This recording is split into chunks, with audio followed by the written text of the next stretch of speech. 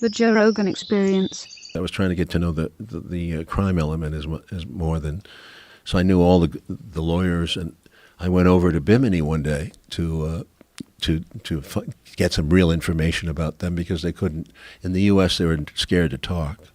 So I located through a defense lawyer some guys in Bimini. I went down there and I met with them, and they were talking because Bimini was another kind of world. The government was on the take there, I think, and they had a lot of speedboats going out of there every night at the hotel towards Bimini's very close to Miami, and I was doing coke at that time, and I got with my wife. She was my cover,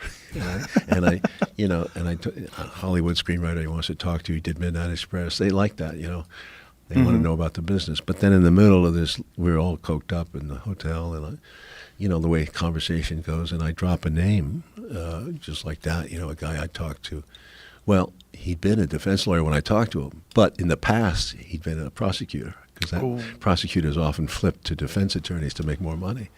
So when I mentioned that name, two of these three guys got really uptight, and they excused themselves, went in the bathroom, and I said I fucked up. I knew I'd fucked up, and I didn't know what was going to come out of that bathroom, if they thought I was some kind of cop, some kind of underground informer, because they hated that prosecutor that put one of them away.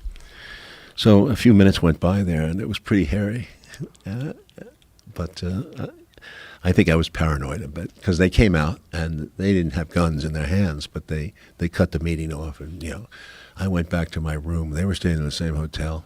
All night I was tense because I knew they could come and get me. It was their hotel. They owned the island. Right. But it was nerve-wracking, and I got out of there first thing in the morning. The whole point is you say the wrong word sometimes and you're dead. That's the kind of tension I wanted for this movie. I put it into the scene early in the picture where Mr. Pacino, Al goes in to make a pickup, make a trade, and he says, he senses something's off in this meeting, and it becomes that bloodbath with the dismemberment. You remember? Yes. And yes. The chainsaw. The chainsaw. Yeah, I was going to bring that scene up. Yeah, there was a chainsaw murder at one point there. There was two moments where I was like, this is a real opportunity for us to come together. And one of them was the moment the lockdown happened.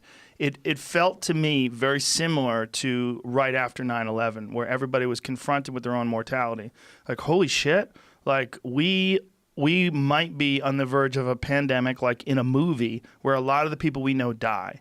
And here we have to be kind to each other. We have to be. This is what's important. Family's important. And I remember thinking, I've never been closer to my family, never been closer to my friends. We were calling each other all the time. It was like there was real hope in that. I was like, if we get through this, we're gonna be tighter. We're gonna know what means something, what counts. Fuck stand-up comedy. Fuck everything else, man. What's important is love and friendship. Then it started to get angry. And it only took like 3 or 4 weeks where people started getting, like, they were scared, so people started getting shittier with each other online, and then I basically swore off Twitter. Yep. I was like, this is just too toxic and too hostile. The second moment where I thought we had the opportunity to come together was George Floyd. So George Floyd died, and all of a sudden, you have these Black Lives Matter protests, and I'm like, maybe we can finally make a dent on racism. Maybe we can finally make a dent in police brutality. Maybe this is a moment where we can come together and realize what's important. It's community, solidarity, that we're all in this together. Like, this is crazy. And then the cops need to be reformed. Like, they can't live like, and maybe we should take into account PTSD. Maybe we should take into account the fact that these fucking guys are pulling up on people every day that might shoot them in the face. They might never be able to see their family and their kids. Let's rework this. Let's think this shit through. Yeah. Nope. And then chaos. And then all of a sudden it became like what we saw yesterday, where they're breaking into Amazon Go in Seattle. Like, that fucking guy owns the Washington Post. He owns the most left-wing newspaper in America. And you're like, not good enough. Well, you saw they set up a fake guillotine outside of Bezos' house in Washington, D.C. It's insane. And it's madness. He's too rich. I totally agree with you, by the way. Like, when COVID happened, I thought, I can't really see how we're going to split in partisan fashion over this thing. Right. Like, everybody wants to live, and everybody would also like to eventually get back to regular life. And the better we can live, the better we can get back to regular life. So it seems like okay, we're on board. When it came to the lockdowns, the original lockdowns, I was like, okay, I'm on board. I'm taking this thing really seriously. I've got parents in their 60s. I feel like, I'm in good health. I'm fairly young. I'm 36. But for my parents, I don't want my parents getting this thing. And so we're still taking this thing real seriously. I mean, I'm still wearing a mask around to public places, and I think people should. I think that's a responsible thing to do. But it immediately turned into, who can we blame for this? Who can we blame? Who's doing it wrong? And it seems like there were only like a couple of things that you really can do that are obviously wrong. Like, nobody has a good solution on this thing. Okay, it ravaged Italy. It ravaged Spain.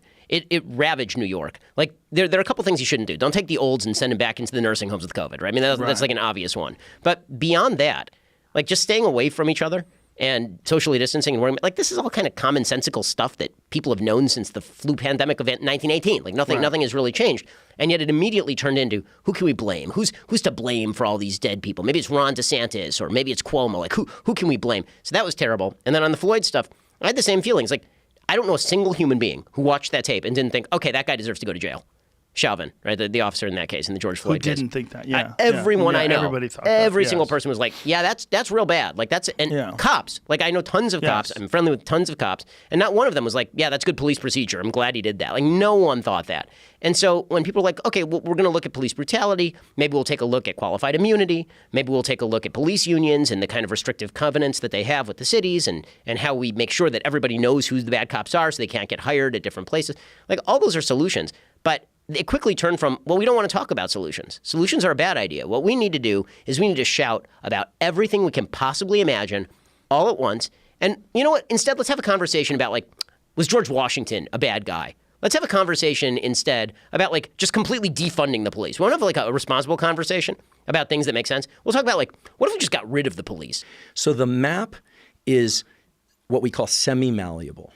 It's not a rigid, concrete, hardwired map. So what makes you think that this upspeak is like damage? Well, so I asked Eddie about this. Eddie Chang, my friend, this neurosurgeon, who is kind of premier world, not kind of, he is the world expert on speech and language and the neural transformations and how it controls the pharynx, all that stuff.